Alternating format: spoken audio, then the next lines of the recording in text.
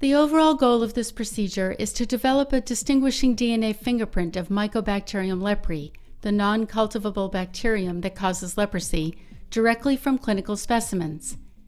M. leprae bacterial DNA extracted from patient biopsies is amplified by a multiplex PCR using fluorescent primers specific to the Variable Number Tandem Repeat, or VNTR, loci. Once the DNA has been amplified, capillary electrophoresis is performed for fragment length analysis. The data are analyzed to determine the number of short tandem repeat DNA segments at each locus. Because different strains of M. leprae exhibit different numbers of tandem repeats at each locus, data from multiple loci produces unique DNA fingerprints, and a database of patient strain types can be generated. Using this technique, the population structure, evolution, and transmission of leprosy between patients in defined communities and across the globe can be characterized, ultimately providing genetic tools and evidence for the elimination of leprosy.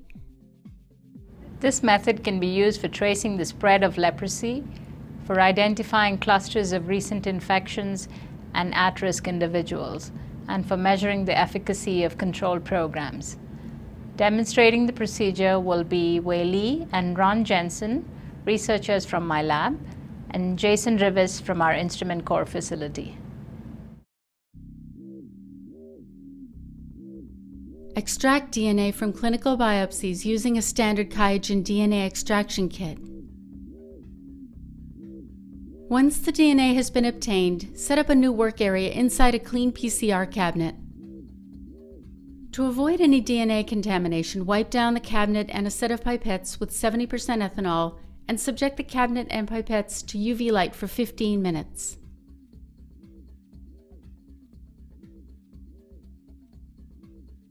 Once the cabinet is clean, the multiplex PCR can be set up. For each multiplex PCR, 4 to 5 primer pairs, in which 1 primer per pair is fluorescently labeled, must be mixed.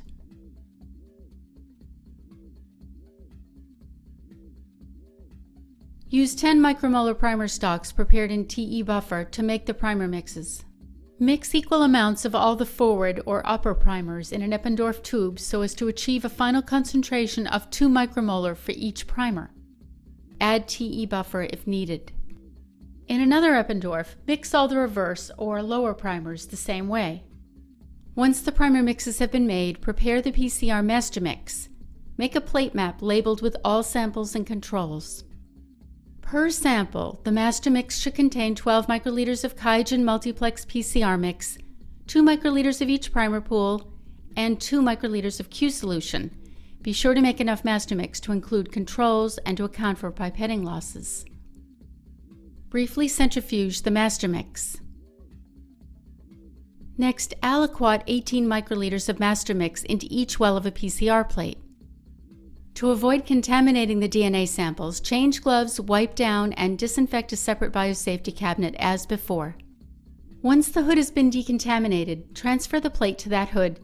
Then add 2 microliters of DNA sample to each well containing master mix. Be sure to use aerosol prevention pipette tips to avoid cross-contamination. Carefully seal the PCR plates and centrifuge them briefly to mix the contents. Then place the reaction plate in the thermocycler and start the PCR program. For submitting samples for FLA, prepare the formamide size master mix and add diluted PCR products. In a clean Eppendorf tube, combine 12 microliters of high-dye formamide solution and 0.3 microliters of GeneScan 500 Liz sizing standard per sample to be tested. Aliquot 12.3 microliters of this solution per well into a 96-well optical quality reaction plate. Once the PCR is complete, the plate is centrifuged. Be sure that the position of each sample is recorded on the plate map. Then, in a separate 96-well plate, aliquot 59 microliters of nuclease-free water per well and add 1 microliter of each PCR reaction per well to dilute the amplified DNA at 1:60. Once the DNA has been diluted, use a multi-channel pipette to transfer 1 microliter of each diluted PCR sample into the corresponding well of the plate containing the formamide Liz solution. Once the program is complete, the samples may be tested by standard agarose gel electrophoresis to confirm that DNA fragments of the predicted sizes have been amplified. At this point, the samples are prepared for analysis by fluorescent capillary electrophoresis using an FLA genetic analyzer.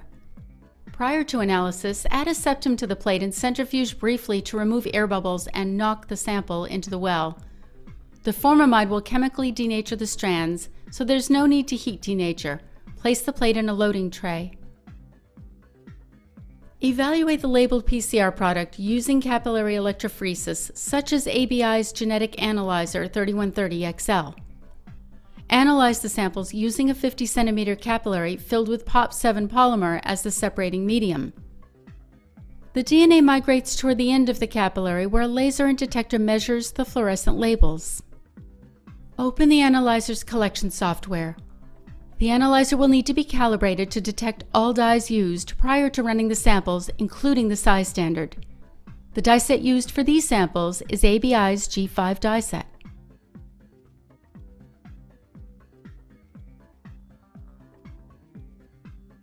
Samples are electrokinetically injected at 1.6 kilovolts for 15 seconds.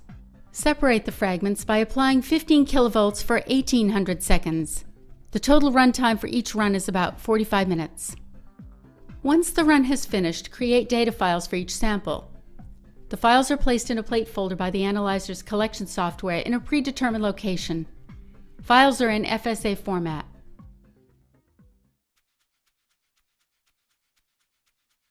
FLA data can be analyzed using Peak Scanner software, which is freely available on the Applied Biosystems website.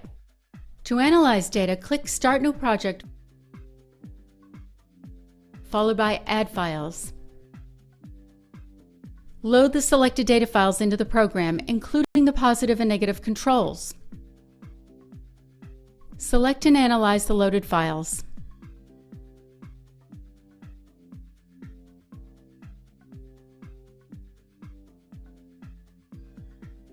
The results are plotted as an FLA chromatogram.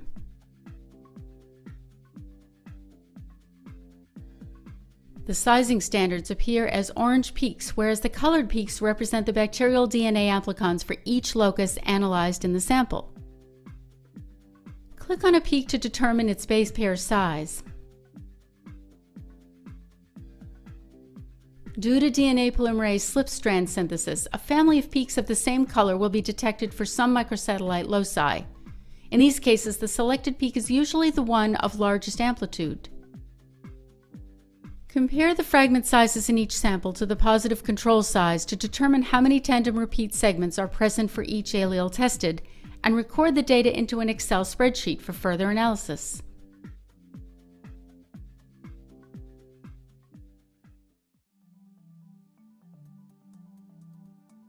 In this figure, the DNA fingerprint of isolates from 7 patients belonging to 3 different families from the same village are shown, and the number of tandem repeats for each polymorphic locus analyzed is indicated.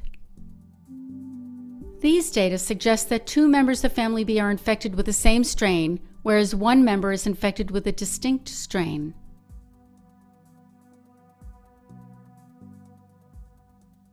Members of family C are likely infected with the same strain, as are members of family A.